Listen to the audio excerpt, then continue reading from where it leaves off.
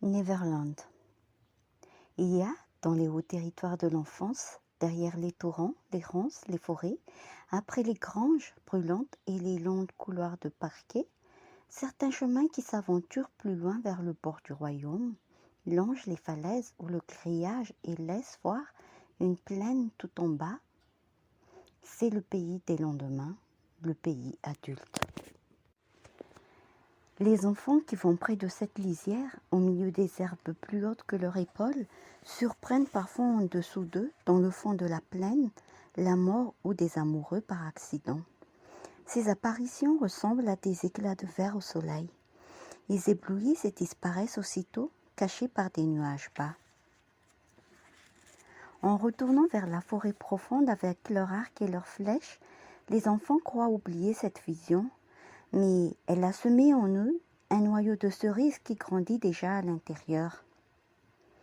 J'ai eu ma poignée de noyaux, je crois même que ce sont eux qui nous font pousser, et je me souviens, quand on les avalait, les yeux écarquillés, le plaisir dangereux de ces corps étrangers prêts à éclater. On regardait tout autour. Est-ce que quelqu'un nous avait vus? C'était comme si on avait volé quelque chose. On attendait un peu pour sentir au fond de nous ce qui allait se passer, le voyage du noyau dans un monde invisible. J'ai frôlé souvent la lisière, comme tous les enfants, avec la vue dérobée sur le pays adulte. J'ai vu par exemple ma mère pleurer sur un pont de pierre dans les bras de ma grand-mère.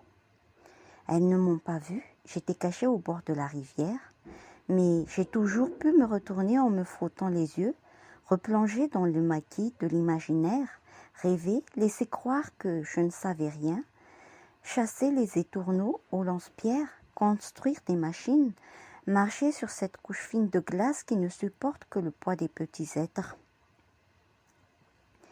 Je sais que pour un seul enfance intacte, un jardin suspendu comme le mien, il y en a des dizaines qui tombent en éboulis vers la plaine ou sont mangés par le désert. Je regarde passer ces jardins assiégés, dévastés qui promènent leurs grands yeux ouverts. Alors, je me demande qui a veillé pour moi sur les frontières du haut plateau de l'enfance. J'ai grandi grâce à ces falaises, aux haies d'épines et de châtaigniers qui montaient la garde et nous laissaient inatteignables. Et quand je me suis mise à écrire des histoires, je prenais mon tour sur le chemin de ronde. J'avais cessé d'être le petit Indien, je gardais le royaume, j'empêchais le déboisement, je croyais défendre ce monde cerné par le bruit des chenillards et le craquement des arbres qui tombent. Je relevais à la main les haies couchées dans la boue. Du temps où j'étais un Indien, je me demandais à quel moment, à quel signaux de fumée, je saurais que je devrais passer de l'autre côté et descendre dans la plaine.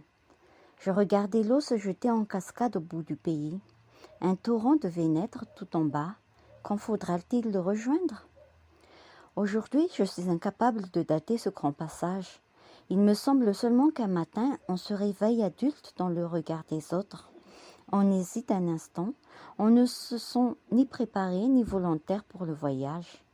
Mais il y a ce regard en face qui nous considère, et puis cette aspiration lointaine, le vent de la plaine que l'on sent pour la première fois sous sa chemise, et un petit tas de noyaux de cerises au fond de nous qui fait un peu mal. Ce qui nous attend est déjà là, en pièces détachées. Alors, on fait semblant. Cela commence toujours ainsi. On fait semblant d'être grand et dans les meilleurs des cas, je crois, on fera semblant toute sa vie. Je suis partie un matin d'hiver en chasse de l'enfance. Je ne l'ai dit à personne. J'avais décidé de la capturer entière et vivante. Je voulais la mettre à la lumière, la regarder, pouvoir en faire le tour. Je l'avais toujours sentie battre en moi. Elle ne m'avait jamais quittée. Mais c'était le vol d'un papillon obscur à l'intérieur, le frôlement d'ailes invisibles dont je ne retrouvais qu'un peu de poudre sur mes bras et mon cou le matin. Je ne voulais pas parler de mon enfance, je voulais l'enfance absolue, la source commune, l'eau violette des origines. Je me souviens de ce besoin qui m'a envahi un jour d'attraper l'enfance pour la tenir, comme une cage entre mes mains fermées et la montrer aux autres en écartant doucement les doigts. « Regarde, elle est là, tu la vois ?» C'est arrivé au milieu de ma vie, autant d'années à vivre peut-être que de temps vécu. J'avais senti l'absence de l'enfance dans tout ce qui commandait la marche du monde à ce moment-là. Et ce monde ressemblait à une steppe, une plaine asséchée, fendue de colonnes de guerriers. Aucune trace de l'enfance nulle part.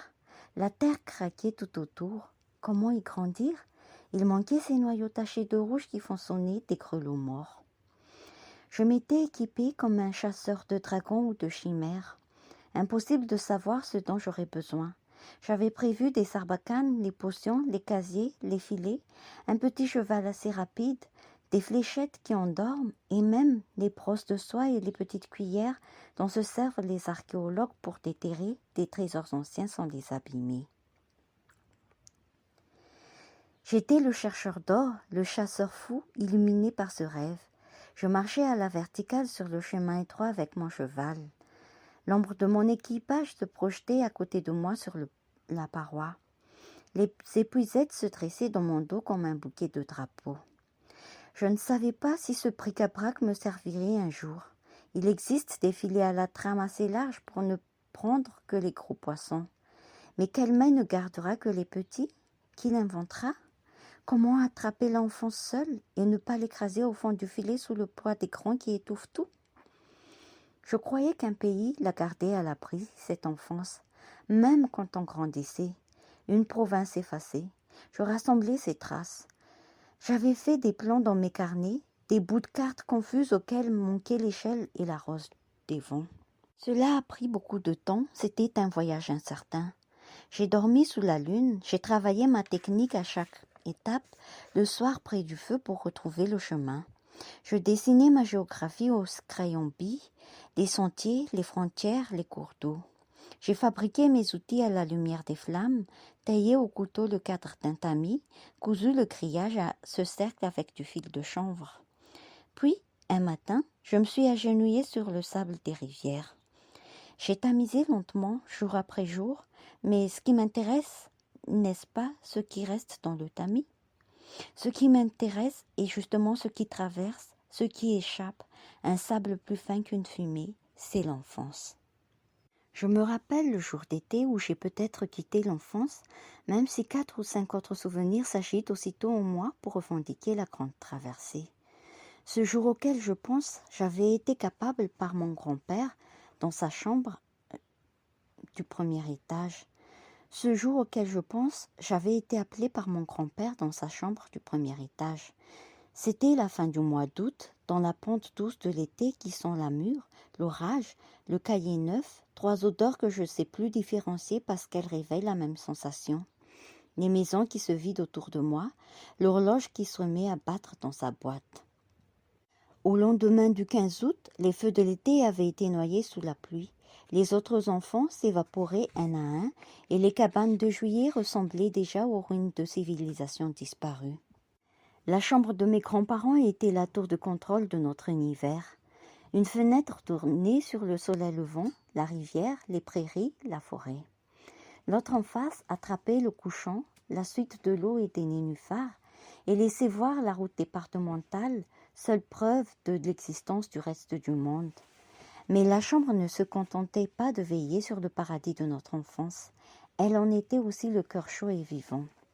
C'était la pièce la plus habitée de ce labyrinthe de pierres et d'ardoises posé sur une île de la Sèvre.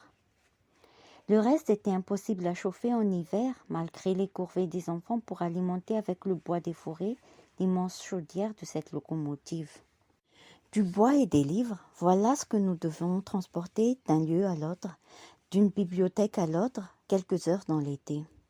Et j'avais l'impression que ces travaux étranges confiés aux enfants étaient le seul loyer à payer pour ce royaume et cette liberté. Mais ni la température, ni le tapis épais, ni la voluptueuse chaise longue de ma grand-mère, ni les tiroirs remplis de trésors, ni même cette minuscule télévision couleur qui s'était installée là un jour de folie moderne, et faisait penser à un micro-ondes planté dans le château de la Belle au bois dormant. Rien de cela n'était l'essentiel du rayonnement de la chambre du premier étage. Ce qui faisait battre notre cœur en y entrant, c'était nos grands-parents et la manière qu'ils avaient de nous en ouvrir les portes. Mon grand-père s'était tourné vers moi quand j'étais entrée.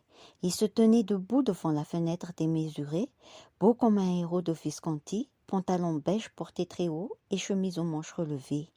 Ma grand-mère était dans son lit avec, à côté d'elle, un plateau couvert de miettes et un moutonnement de livres et de journaux entre les vagues et de l'édredon. L'été, jusqu'à 11 heures du matin, ma grand-mère recevait dans son lit. Elle s'en excusait chaque fois longuement auprès de nous, comme si c'était un événement rare, incompréhensible, une exception, un accident dont elle riait presque, se désolant d'un petit coup de paresse. « Écoute, je ne sais pas ce matin, mon chéri, je ne suis pas en avance. » Mais la vraie surprise pour nous aurait été de la trouver habillée avant midi. Chaque matin de toute sa vie, elle reçut de mon grand-père un petit déjeuner qu'il préparait et lui montait dans son lit. Et quand en découvrant un hiver une lettre de fiancée qu'il lui avait écrite au retour de captivité, je lus ces mots. « Je vous ai dit que toute ma vie serait consacrée à assurer votre bonheur et que je serais très difficile en cette matière. Je ne veux pas pour vous d'un petit bonheur médiocre à 4 sous. Je veux un bonheur total, rayonnant, incommensurable. Je veux que vous viviez dans la gaieté, dans la confiance. Je veux que vous n'en croyiez pas vos yeux. » Quand j'ouvris, alors qu'ils avaient déjà tous les deux disparu depuis longtemps, cette lettre écrite à 20 ans, je ressentis le tremblement de terre que provoque en nous la parole tenue toute une vie. Le même bruit que font les rêves d'enfants quand ils se réalisent. Ce matin-là, ma grand-mère se glissa hors de son lit devant moi, attrapa sa robe de chambre et disparut dans la salle de bain. Je voyais bien qu'elle ne s'était pas échappée par hasard. J'étais maintenant seule avec mon grand-père, et à sa manière de parler bêtement du petit cheval qu'on apercevait au loin par la fenêtre. « Il est bien seul, regarde, il lui faudra 2 moutons ou un âne. » J'avais deviné qu'il avait quelque chose d'autre à me dire, quelque chose d'important qui attendait. J'avais entendu parfois ce nom, celui de son plus cher ami d'enfance, Coco. Ils avaient été à l'école ensemble et ne s'étaient jamais perdus de vue. Le mot Coco me faisait donc depuis toujours l'effet d'un objet venu d'un monde théorique, l'enfance d'un vieil homme. Quand mon grand-père prononçait ce nom, il rejoignait un instant cette planète lointaine. Sa bouche prenait la forme de celle d'un enfant de 7 ans. Et le reflet de Coco dans ses yeux n'était pas plus vieux. Pour moi, Coco avait 7 ans pour l'éternité. Car qui pouvait croire qu'il y avait au monde un quelconque Coco dépassant l'âge de raison?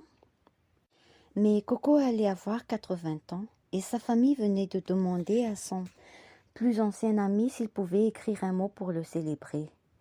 Mon grand-père me regardait, étrangement inquiet. « J'aime beaucoup Coco. Je t'ai déjà parlé de Coco ?» J'avais envie de dire non et de goûter encore un peu ces 2 syllabes prononcées par une grande personne.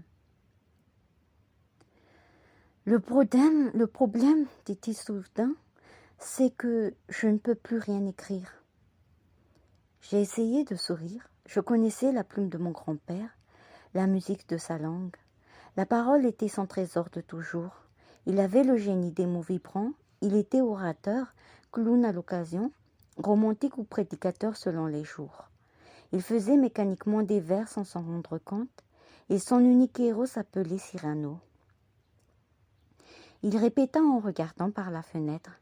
« Je ne peux plus écrire un mot, je ne sais pas, ça va plus très bien. » J'entendais cette cadence inconnue dans sa voix. « Tu vois, même pour Coco, je n'y arrive pas. » Il s'était tourné vers moi au moment de dire encore une fois ce nom étrange, et j'avais découvert en plus du visage de l'enfance quelque chose de perdu que je n'avais jamais vu chez lui. Des yeux un peu plus grands, des lèvres tristes.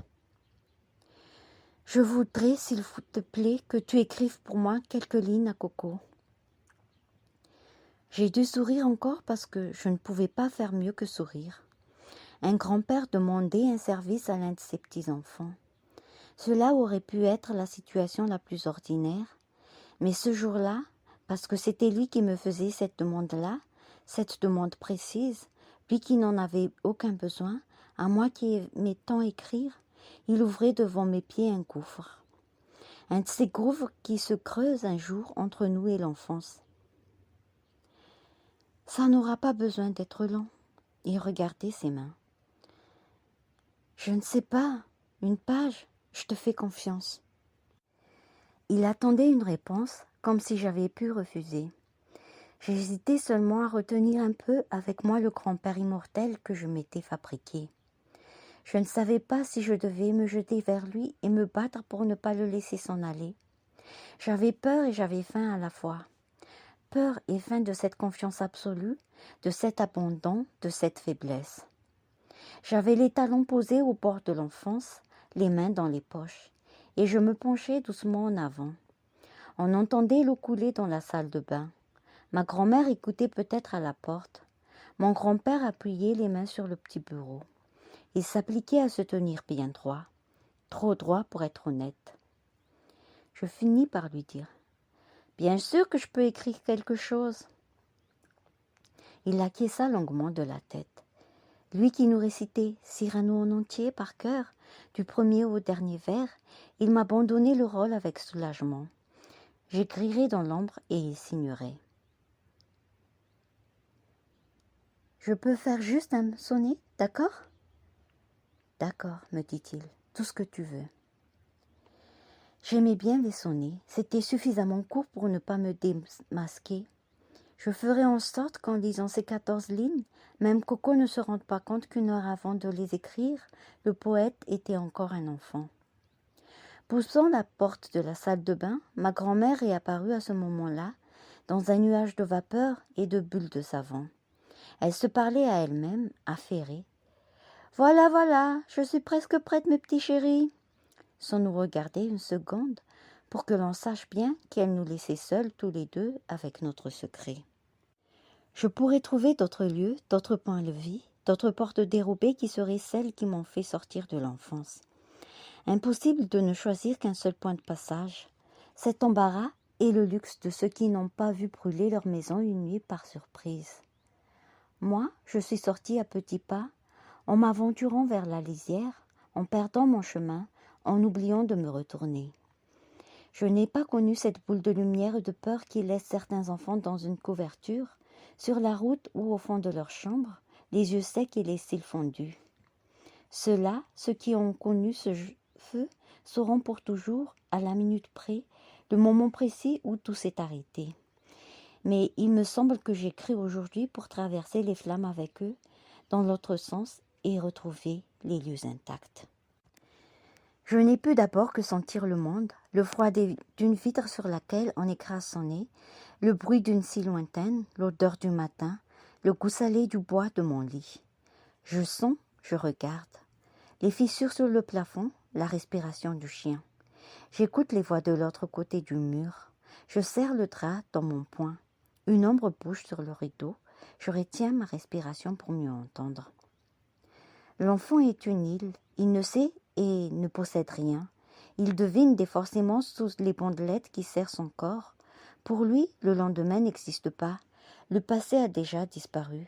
L'enfant commence par être cet instant suspendu, désarmé, qui jaillit comme un bouchon au milieu de la mer et regarde autour de lui.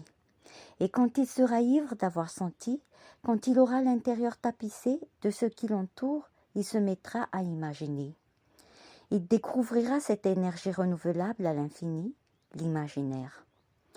Le premier mouvement qui le pousse dehors, il jettera dans ce courant les objets inanimés qui l'entourent, le cerf-volant, la petite hélice ou la poignée de cendre. Il inventera. Il complétera de l'intérieur ce qu'il voit dehors. Il finira le monde. Il fera des histoires. Mais au début, il n'y a que la sensation. Le monde vient cogner contre lui et l'enfant le laisse entrer. C'est la nuit, je m'en souviens. Quelques secondes de silence quand le moteur se tait. On pense bien qu'on est arrivé. Pourtant, on garde les yeux fermés. Tout s'est arrêté. Pas encore le bruit des portières et du coffre. Moi, à l'arrière, j'ai bien remarqué ce silence absolu à chaque fois, même si je dors. Peut-être un simple souffle à l'avant parce que mes parents se rapprochent l'un de l'autre.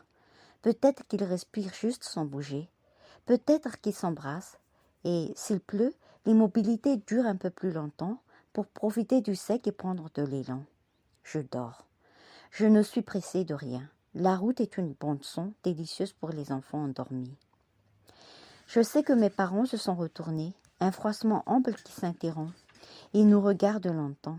On est arrivé. Ils le disent tout doucement. La deuxième fois, l'un de mes frères se met à bouger, mais je tiens bon. Il se tient bon, et si je tiens bon, on me portera peut-être.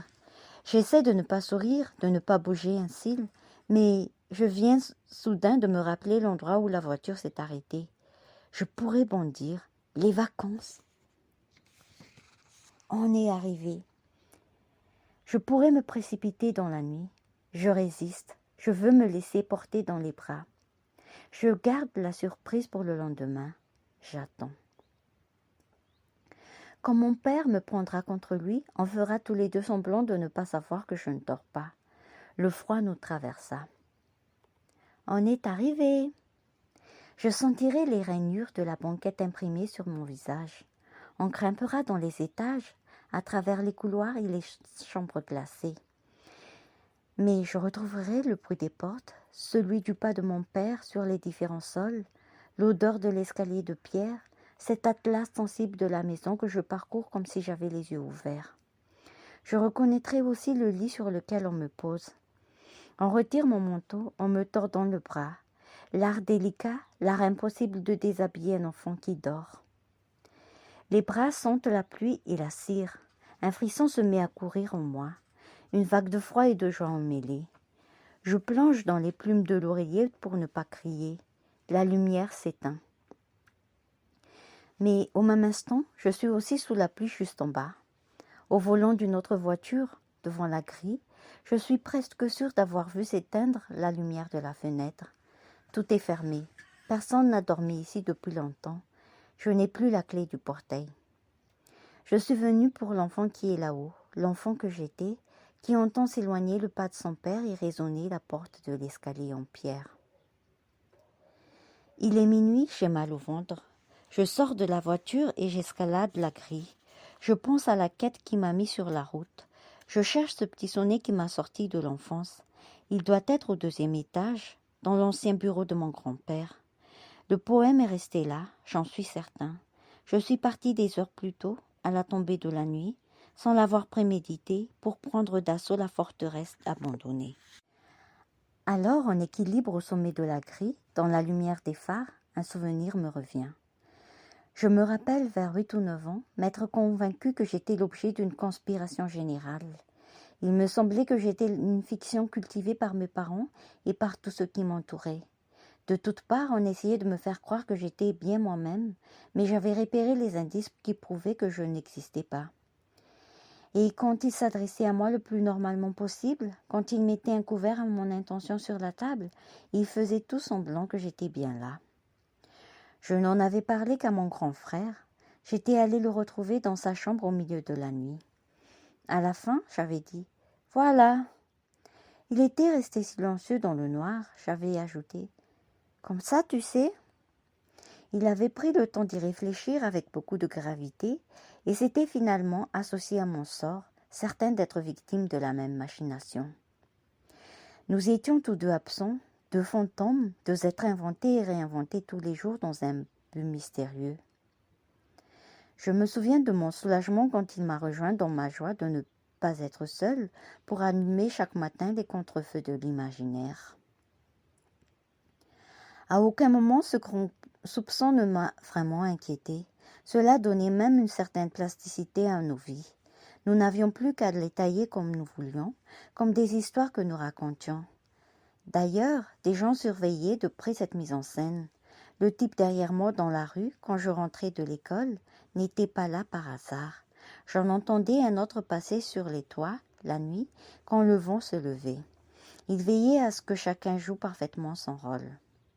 Quand on grandit, quelques tristesses se chargent de nous donner des preuves de notre existence et de celle des autres, mais est restée gravée en moi l'idée d'une vie qui s'invente, qui se construit dans l'air avec chaque geste que l'on fait. Aujourd'hui, prête à me glisser dans la maison de mon enfance, je retrouve soudain cette impression de conspiration, de filature, et je me dis que là-haut, derrière la fenêtre éteinte, un petit garçon s'est levé de son lit, a soulevé le rideau et il regarde la silhouette accrochée à la grille en se disant qu'il ne s'est pas trompé. Oui, le type est encore là à le suivre. Regardez-le qui se croit malin avec sa voiture sur le pont. Il n'a même pas éteint les phares. Mais l'enfant sait-il que celui qui le traque et dont l'ombre s'étale sur la façade, c'est l'homme qu'il deviendra, qui s'arrêtera une nuit, le souffle court, perché en équilibre sur une grille à la verticale de l'enfance? Il y a des petites traces dans la boue au bord du marais, c'est l'aube, la brume flotte sur l'eau. Je me penche pour mesurer la profondeur des pas. Mon cheval m'attend dans les roseaux et surveille mes bottes posées sur la rive. De l'œil, je suis les traces qui flânent jusqu'à l'eau. Quelqu'un est venu boire ici. Le pied est plus petit que ma main, mais il ne s'enfonce pas. Moi, j'ai de lavage jusqu'aux genoux.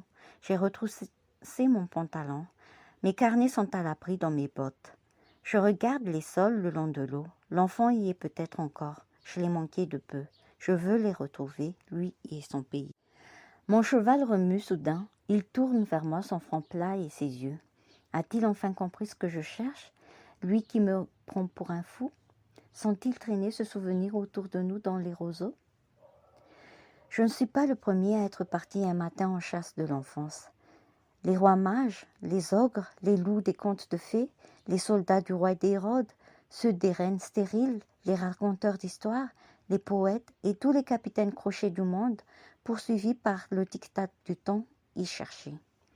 Chacun avait des intentions différentes. L'enfance était pour eux un remords, une menace, une proie, un élixir, peu importe.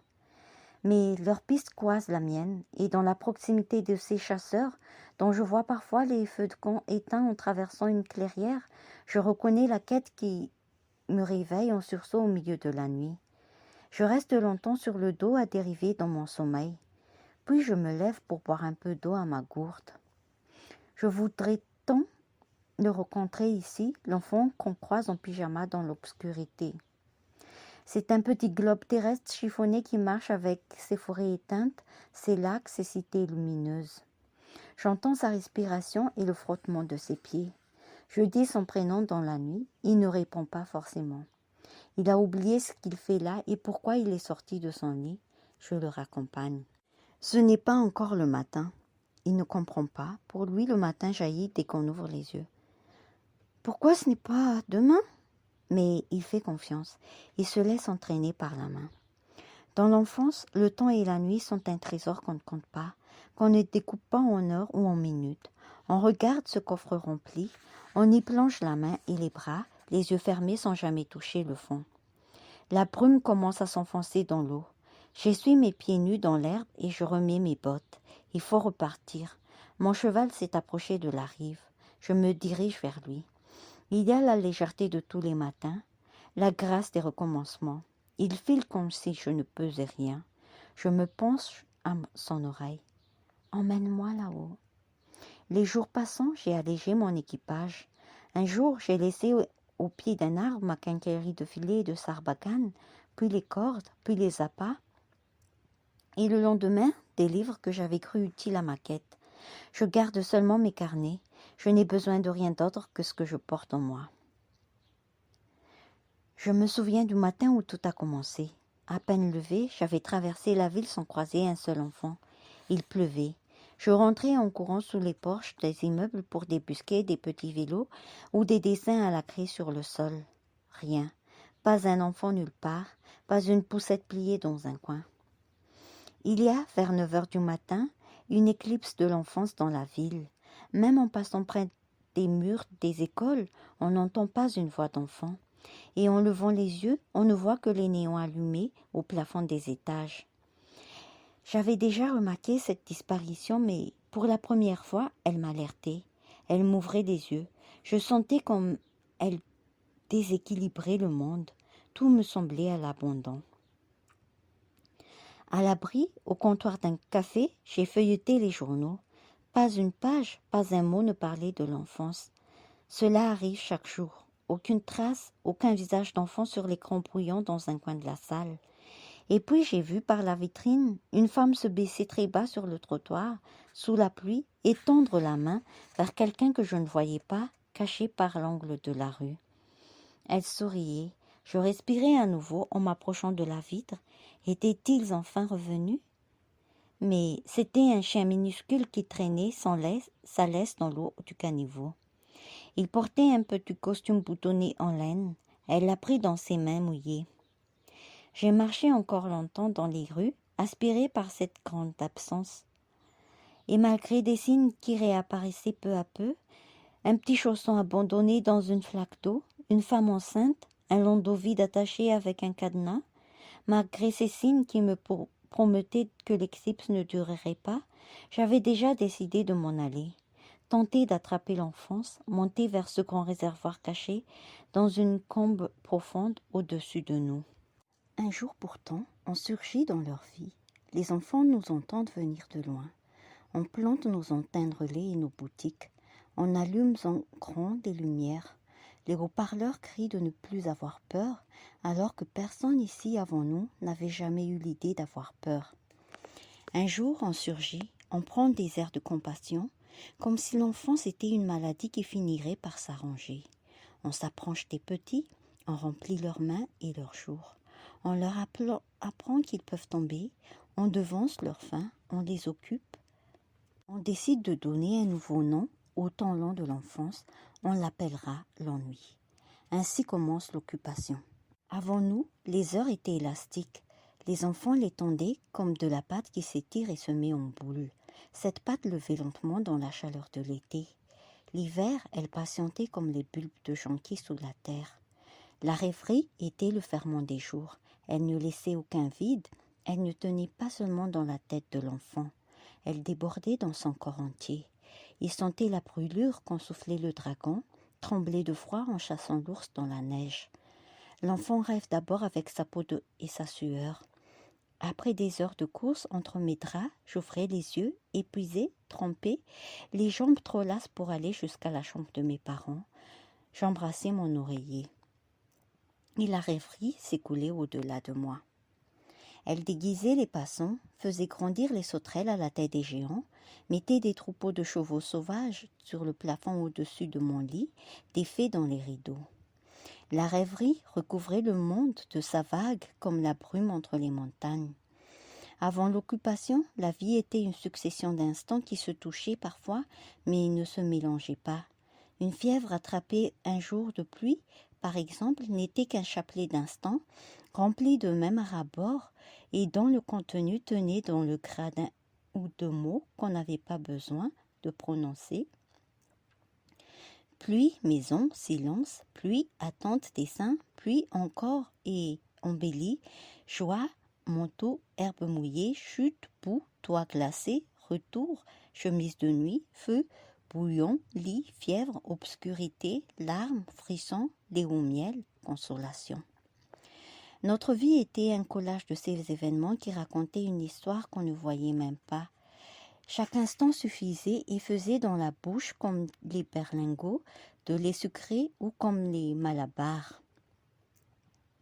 Énormes et indivisibles, ils tiennent concentrés l'enfant qui les mange. Tous les muscles du visage mâchent et avalent avec lui, et même les yeux s'absentent, arrondis par le sérieux du moment. En grandissant, j'ai vu ralentir le moulin du temps. La joie durait plus longtemps, mais la peine aussi. On tardait à se relever de la fièvre. La tristesse déteignait se mélangeait au plaisir. Les jours s'écrivaient sur le du buvard.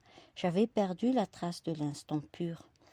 La vie devenait un alliage. J'ai appris à aimer cette matière ordinaire, imparfaite, si différente du caillou rond de l'enfance. Car je me rappelle les premiers temps comme un âge de pierre.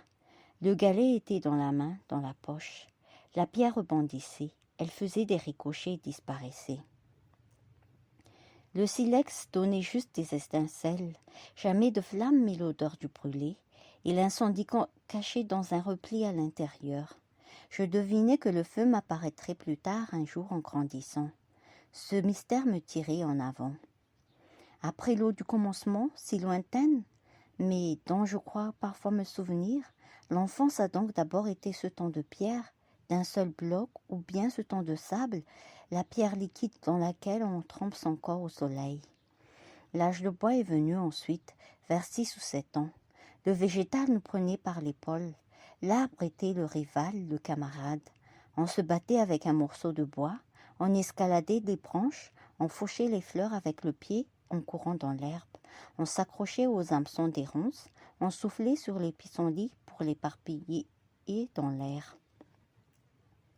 On fraternisait avec cette enfance qui dort sous l'écorce des arbres, le bourgeonnet, les branches qui poisent comme la confiture.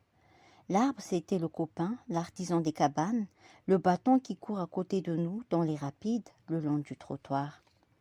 Le caillou, lui, était resté dans ma poche comme une porte-bonheur, petit souvenir de l'éternité. J'avais 12 ans, je venais d'arriver seule avec ma grand-mère dans la petite maison sous les chênes verts au bord de la mer.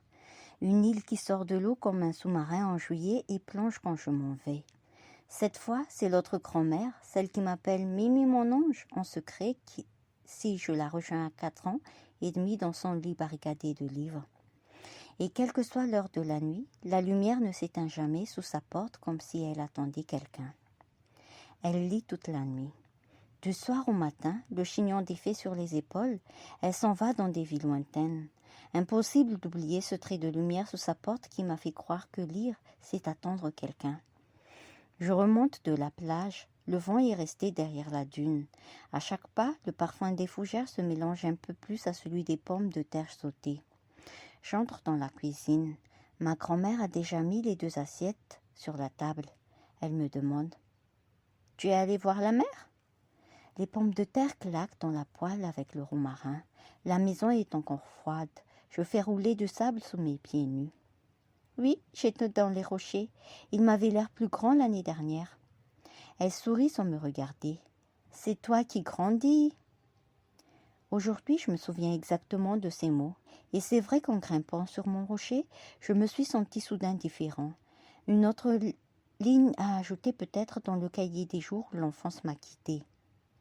Là-haut, j'ai senti quelque chose couler de mes épaules, comme un vêtement que m'aurait arraché le vent pour se glisser sous ma peau.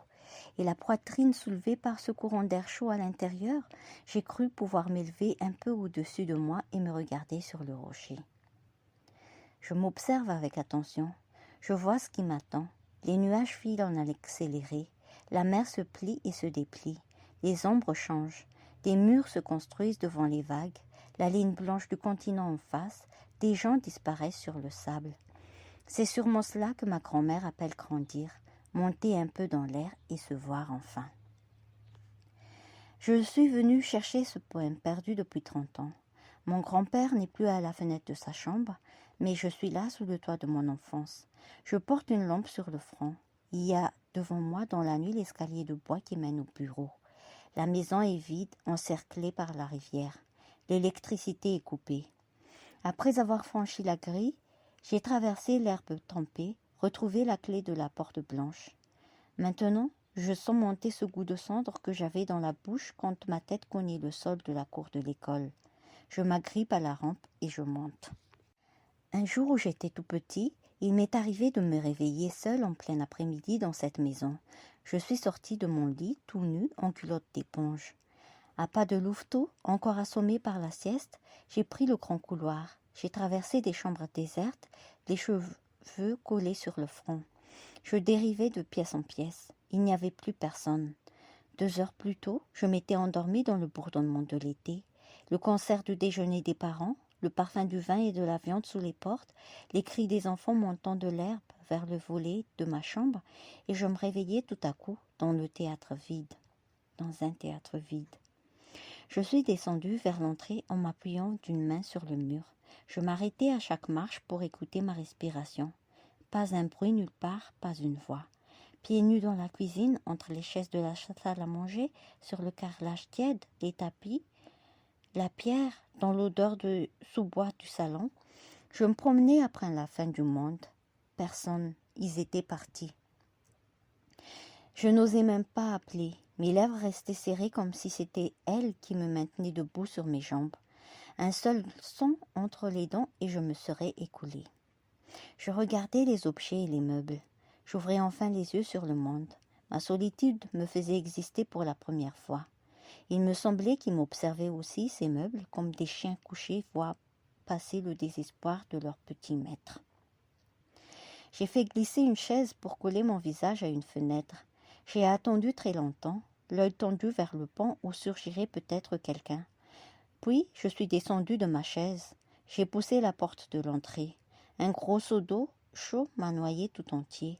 Le soleil était partout, autour du noir du tilleul. On m'a retrouvé debout sur le gravier à 100 mètres de la maison. Une première patrouille de cousins à vélo m'a vue de très loin, mais a fait immédiatement demi-tour sous les platanes avec des cris d'Indiens. Cette fois, je n'ai plus retenu mes hurlements, comme le naufragé quand s'éloigne la fumée d'un navire qu'il croyait voir venir à lui. On m'a abandonné une seconde fois.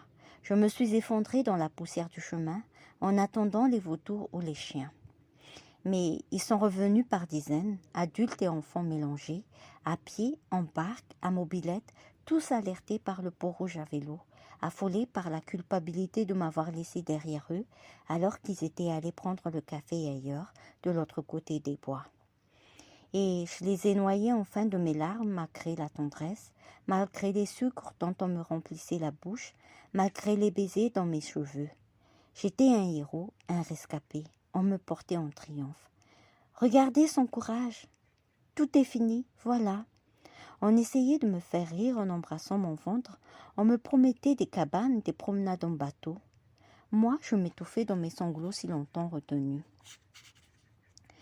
Je crois souvent les résurgences de ce temps dans ma vie. L'enfance à fleurs. Cela peut être l'engourdissement d'une sieste, le goût des larmes. Il y a des petites incisions dans ma peau et j'y colle les lèvres. Quand, dans son avion de papier, Saint-Exupéry survolait la France en guerre, il explosait sa douleur au-dessus des flammes. Mais il cherchait comme un talisman le souvenir d'une protection souveraine et ne l'a trouvé que dans l'enfance. Les bras de Paula, sa gouvernante, le réconfort de la maison entre les sapins noirs. Il appelait à lui ce souvenir. Maintenant qu'il avait grandi, tout espoir s'était évanoui et il se répétait. Il n'est pas de protection pour les hommes. En survolant le bureau de mon grand-père avec au front ma lampe de spéléologue, je savais aussi que personne ne viendrait m'écraser de baisers ou me promettre du pain perdu. Je n'étais plus un enfant. J'avais choisi tout seul de venir affronter le vide. Il faisait froid. Je pensais à tous ceux qui, petits, n'ont pas connu la consolation et ne le connaîtront donc jamais. C'était une pièce parfaitement ronde, envahie de cartons et de meubles. Même le bois de l'armoire suivait la courbe du mur. Le faisceau de ma lampe se promenait sur les décombres. Je volais, moteur éteint, au-dessus du désordre. L'humidité rampait sous les papiers entassés. Je m'attendais à voir surgir des lacs et des forêts de mousse entre les classeurs. Mon grand-père gardait tout, et quand par hasard, un jour de sacrifice, il s'apprêtait à jeter quelques vieux journaux, ma grand-mère passait derrière lui pour les sauver. Elle ouvrait aussitôt en cachette un dossier, souvenir inestimable, qui en rejoignait des dizaines d'autres. Le bureau était dans une tour. D'autres chambres chargées de papier avaient dû être vidées là, dans l'émotion des jours de deuil. On avait stocké la mémoire des disparus, en attendant de retrouver des forces pour s'y plonger. Mais avec les forces revient aussi l'envie de respirer l'air du dehors.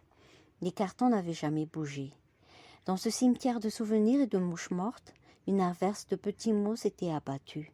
Des papillons posés un peu partout. Sur chaque boîte, chaque dossier, on pouvait lire la répétition des mots fragiles, terriblement précieux, ou une large étiquette, vie familiale, bonheur et tristesse, écrite par ma grand-mère et supposée définir précisément le contenu d'une liasse. Je retrouvais éparpillés dans la pièce d'autres messages impérieux que mon grand-père suspendait sur notre chemin d'enfant. Un avertissement nous éloignait d'une cuvette bouchée et nous disait d'aller plutôt nous accroupir sous les arbres. Un autre dissertait sur le bonheur et de retirer ses bottes en entrant chez soi ou attaché à un élastique, invité à la délicatesse en manipulant la chasse d'eau, le tandem, la voiture à cheval. Une fiche surmontée d'un en-tête promémoria demandait aux enfants qui savaient lire, qui a le bon goût d'utiliser le parapluie, très beau en vérité, et quelle étude pratique, par ce mauvais temps. Mine de rien, le remettre à sa place. Et sous la signature, une exclamation déchirante. 1er septembre, hélas, déjà. Je regardais une à une ces feuilles volantes, le jeu de pistes qui avait rendu possible l'administration des états libres de l'enfance.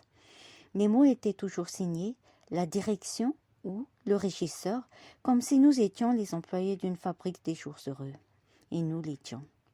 Mais notre chance était surtout que les adultes qui nous entouraient ne cherchaient pas sans cesse ce qu'ils pouvaient nous donner.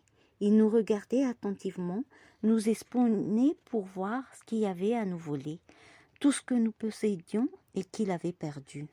Dans l'obscurité, en commençant à m'enfoncer dans les cartons, j'ai oublié ce que j'étais venu faire. Je marchais en remuant les feuilles mortes. Plus aucune idée du temps qui passait. Je poursuivais l'enfance et je trouvais autre chose. Un millefeuille de viscérés, vieillards, tantes cloîtrées, jeunes fiancés, soldats, veuves, étudiants, témoins de mariage, parents inquiets. Oui, bonheur et tristesse, comme disait l'étiquette. Bonheur et tristesse sur 100 années au moins. Il y avait du monde entassé sous moi au fond des boîtes, tout cela dans un désordre soigneusement organisé pour me perdre. Mais à cause de la quête qui m'avait conduit ici, je voyais surtout dans ce théâtre d'ombre une foule d'enfants sages, assis sur la tranche des dossiers, entre les pages, ou grimpant la spirale d'un cahier. Des enfants ? Il avait tout été des enfants et revêtu un jour, pour avoir l'air grand, un déguisement de notaire, de cavalier, le voile d'une religieuse. Certains se tenaient par la main en jeunes mariés. Mais je les reconnaissais bien derrière leur mine sérieuse, dans ces habits trop larges qui empêchent de jouer.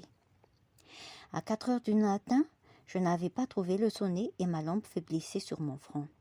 J'en étais venue à croire que mon grand-père avait supprimé l'épreuve, lui qui habituellement ne jetait rien. Je tenais entre les mains, comme réparation, un petit carnet de 1928 qu'il avait rempli pendant 2 étés de canicule à 13 et 14 ans. Je rêvais d'y trouver ce que je cherchais, des traces de la sortie de l'enfance. Ces traces m'indiqueraient peut-être le chemin du retour. Il y avait dans ce carnet rouge le récit d'une traversée de la France en automobile, un jour de juillet vers le Jura, avec un déjeuner sous un gros chêne dans un chemin éloigné de la route, puis l'arrivée à l'hôtel Bonjour à Port-Léné. Il y avait des orages, des chaleurs accablantes, des bicyclettes, les fiançailles de Michel. Heureusement, il a fait très beau pour accomplir cette petite formalité. Les 3 coupes de champagne que mon grand-père de 13 ans a bu à cette occasion. Un ballon à air chaud venu se poser un matin dans la campagne. Une fin de cannibale après des matinées de tennis. Mais aucun signe du grand chavirement. Aucun. À part peut-être une phrase au détour d'une page. Monsieur et Madame D sont venus ce soir avec Mademoiselle Rose. Ces mots étaient suivis d'un entrée et d'un espace. Rien d'autre à propos de Mademoiselle Rose, mais elle se promenait déjà dans ma tête et sur ce trait vacillant. Va donc montrer à Rose le jardin et l'étang. Une promenade où 2 enfants se voyaient en marchant à la tombée de la nuit. Les silhouettes avancent, l'une derrière l'autre. La robe de Rose balaie les boutons d'or. Ils ne savent pas très bien de quoi parler. Mon grand-père s'arrête soudain au bord de l'eau. Il a une main dans la poche. Il dit à Rose. « Écoutez, vous entendez ? Tiens, vous aussi vous avez des grenouilles ?» Dans la même caisse, au milieu d'une lettre qu'il écrivait à ses petits-parents, j'ai su cette fois à coup sûr qu'il était passé de l'autre côté. Il y avait des pages remplies de combats, de casques traversés de balles, des chevaux épuisés face aux avions et aux chars ennemis. Un camarade qui n'a pas la force de tirer et qui pleure, le fer qui tombe autour d'eux. Après ces nuits blanches d'un sous-lieutenant raconté en suppliant d'abord la censure de laisser passer la lettre, mon grand-père écrivait enfin. Je vous écris, adossé à un arbre, mon carnet sur mes genoux, je suis heureux de vivre. J'ai senti passer un courant tiède en longeant la falaise. Je tenais mon cheval par la bride. La mousse et l'herbe ondulaient alors qu'il n'y avait pas de vent. Je me suis approchée. La chaleur venait d'entre les pierres au pied de la paroi. Un petit couloir de vapeur tout près de la terre. En m'allongeant sur le sol, en collant l'œil sur la fente, j'ai vu qu'il y avait une chambre d'enfant. Une chambre éteinte juste au-dessous de moi. Je regardais le lit défait, l'enfant n'y était plus depuis longtemps. Il s'était envolé. Sa chambre dormait sous la poussière. Je n'y serais jamais entrée pour ne pas déranger ce chaos. J'avais deviné depuis longtemps qu'un continent immense dérivait sous tous les autres et soulevait par moments nos vies, même quand on a grandi. Ces jours-là, l'enfance en fusion coule sur nos pentes ou fait trembler la terre. J'étais partie à l'aventure. Je cherchais la lisière du pays perdu, je le reconnaîtrais à sa lumière. Ce continent commun, souterrain, glisse sous les siècles et les frontières. J'avais lu qu'Ovide, au temps de l'empereur Auguste, jouait aux billes avec des noix, comme je l'ai fait tout un hiver avec mes frères sur le carrelage glacé. Ou qu'Igmar Bergman, à 6 ans, racontait sur partout qu'il avait été enlevé par les propriétaires d'un cirque. Moi aussi. Je saurais encore décrire les rayures jaunes et rouges du chapiteau, sans pouvoir me souvenir exactement si un petit Bergman était séquestré avec moi. Dans chaque recoin de ce pays partagé, on croirait vivre des retrouvailles. Quant à ceux qui ont perdu le chemin ou qui ne veulent pas se le rappeler, je les plains. Ils fouillent déjà dans leurs poches pour jeter des bonbons aux petits. Ils ont oublié l'enfance, ils ont oublié les chuchotements entre les lits superposés à minuit. « Tu dors ?» ?»« Oui. » Je me souviens de ma chambre d'enfant, des jours sans école, l'absolue perfection du désordre, un enchevêtrement de matière et de forme, le croisement de la hutte, du champ de bataille et de la golette. Un nid formé par le poids de l'oiseau, tassé par son mouvement, collé par la moiteur du corps, un nid avec des voiles pour prendre la mer, l'architecture aléatoire des forêts. Ma chambre était cette pelote inextricable dans laquelle se cognaient les grands. Mais pour moi qui jouais au milieu de la toile lentement tissée depuis l'aube, tout était bien à sa place. Il ne fallait rien bouger. Le chaos me protégeait des heures qui passaient. C'était un ordre primitif d'avant le temps. Et jusqu'au soir, j'allais repousser les heures en inventant des histoires, en construisant des châteaux dans la transparence des draps. Le pyjama était mon scaphandre. Je voulais le garder pour toujours. Si mes frères ou ma petite sœur essayaient de me rejoindre, je faisais vers eux des mouvements au ralenti, le pouce et l'index se réunis. Tout va bien, venez très lentement. Les gestes du plongeur, la porte de pierre se refermait derrière eux. Il entrait lentement dans les abysses. Plus tard, la chambre se métamorphoserait encore. Elle deviendrait inaccessible. Derrière la porte, on croyait à la naissance d'un géant. Une malle avait été poussée pour empêcher l'entrée. Il se passait quelque chose à l'intérieur. Une pulsation faisait trembler les murs. Des cris, des craquements d'os, c'était la guerre. Les voisins levaient les yeux à leurs fenêtres. Ils entendaient venir l'orage. Alors, en forçant le passage, ma mère trouvait sur le tapis un paysage d'Austerlitz, éparpillement de nos petits corps épuisés par la bataille enfoncés dans la neige de Polochon. Le dimanche soir, il y avait toujours la possibilité d'un miracle. À l'heure où tout semblait perdu, quand la résistance au temps allait devoir céder, au moment où on croyait que plus rien, pas un jeu, pas un rêve ne pourrait venir se glisser entre nous et l'école du lundi matin, une odeur nous faisait lentement nous lever. Le miracle se produisait 2 ou 3 fois dans l'année. Je me dirigeais vers la cuisine, regardant au passage l'horloge de la salle à manger. Mon père l'avait transformée et n'avait laissé que le mécanisme nu, avec pour faire tourner le tambour, 2 poids de plomb qu'il avait coulés dans les boîtes de conserve. L'horloge marquait 6 heures du soir. Je me retrouvais debout sur les carreaux de la cuisine. Mon père était assis devant le four. Il regardait cuire des cailles, 12 cailles qui servaient d'indice à un événement plus grand qu'elle. Mon père devenait le prophète du temps arrêté. Il les avait d'abord passées à la flamme pour noircir le reste du duvet, premier parfum âcre qui nous parvenait à l'autre bout de l'appartement, et maintenant au fond du four, elles se reflétaient dans un miroir de beurre et de lard fondu. Mon père ne bougeait pas, assis face à elle, comme font les enfants que nous avions connus en Afrique, toujours massés devant le four pour voir tourner la broche. Fidèle à la recette du poulet télévision, mon père n'a jamais rien laissé cuire hors de sa présence, il surveillait. Je restai quelques secondes pour croiser son regard et m'assurer que je ne rêvais pas. Puis je m'échappais. Je voulais être le premier à porter la bonne nouvelle. Quelque chose se passait. Un peu plus tard, à l'heure où tous les enfants du monde rangent leur chambre et préparent leur cartable, quand plus aucun espoir n'est permis pour personne, nous quittions Paris dans le minibus orange, à contre-courant de la marée des retours. La route devant nous était déserte. Nos yeux plantés dans le soleil surveillaient sa descente sur la droite. Pour freiner cette chute, mon père accélérait. Juste avant la tombée du jour, nous entrions au pas dans la forêt des Fontainebleau. J'avais le front contre la vitre. C'était l'automne ou le printemps, un dimanche soir.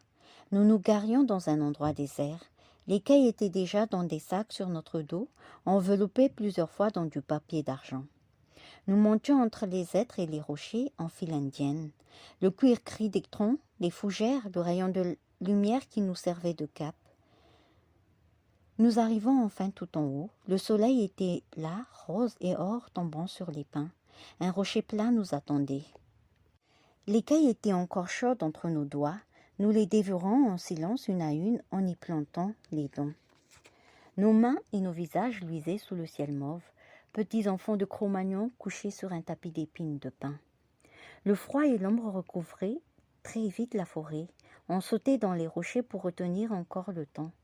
Les parents n'avaient pas l'air pressés. Il fallait être à Paris avant minuit. En les voyant tous les deux, trop tranquilles, les yeux levés vers les premières étoiles, il m'arrivait de penser aux petits poussés. Je les observais. Il y avait quelque chose de trop beau dans leur patience. Allaient-ils nous abandonner là? Les bêtes sauvages ne devaient pas être loin, attirées par les petits os de caille, mais nous bondissions toujours plus haut. L'écho de nos voix nous rassurait, et l'impression de force que donne parfois la nuit. Il n'y avait pas beaucoup de joie plus grande. Je jure que ces dimanches, on volait entre les pins. Si quelqu'un m'avait demandé l'endroit où j'habitais, j'aurais répondu comme Peter Pan, la deuxième à droite devant jusqu'au matin. Droit devant jusqu'au matin.